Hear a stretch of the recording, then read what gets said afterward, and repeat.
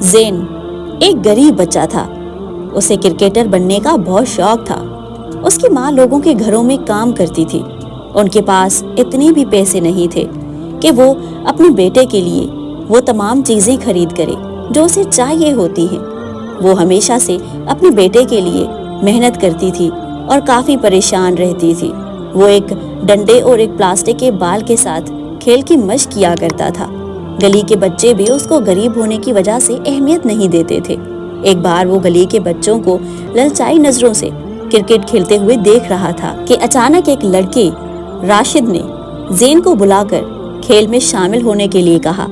زین نے اس قدر شاندار کارکردگی دکھائی کہ سب بچے حیران رہ گئے۔ ایک ایسا بچہ جس کے پاس گیند بلا تک نہیں ہے، وہ اتنا اچھا کیسے کھیل سکتا ہے؟ اس روز کے بعد وہ زین کو روزانہ کھیل میں شریک کرنے لگے۔ ہر کوئی چاہتا تھا کہ زین ان کی ٹیم میں شامل ہو، لیکن زین ہمیشہ راشد کے ساتھ ہی شامل ہوتا، جس نے اسے پہلی بار موقع دیا تھا۔ راشد کے اسکول میں شہر کے تمام بڑے اسکولوں کی ٹیموں کے درمیان کھیل کے مقابلے ہو رہے تھے۔ راشد نے اپنے پرنسپل کو قائل کر کے جیت کا یقین دلا کر زین کو ٹیم میں شامل کروا لیا۔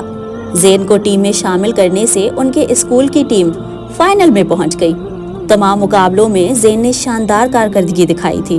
مقابلے میں بھی زین کی صلاحیت نے ٹیم کو جیت کی طرف لے گیا، جس سے زین کی شہرت میں مزید اضافہ ہو گیا۔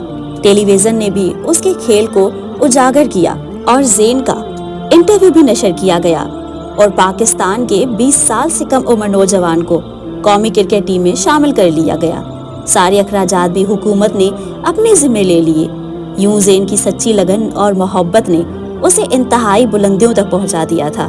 زین نے اپنی زندگی کے پہلے بین الاقوامی کھیل میں بھی صلاحیت کا مظاہرہ کیا۔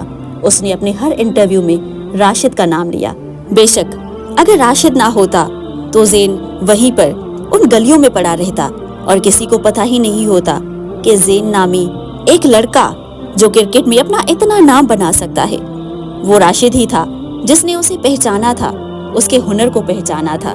اور ہمیشہ یہ بھی بات یاد رکھیں کہ جو آپ کے ہنر کو جانتے ہیں، جو آپ کو آگے لے کر آتے ہیں، ان کی قدر کریں، ان کے نام کو سراہیں۔ ہم امید کرتے ہیں کہ آج کی ویڈیو آپ کو ضرور اچھی لگی ہوگی۔ اگر ایسا ہے تو ہماری ویڈیو کو لائک کریں، ہمارے چینل سدرا کے ساتھ کو سبسکرائب کریں، اور یہ ویڈیو اپنے کانٹیکٹ لسٹ میں سے کسی ایک انسان کو ضرور شیئر کریں۔ اپنے بچوں کا خیال رکھیے، ہمیں اپنی دعا میں یاد رکھیے۔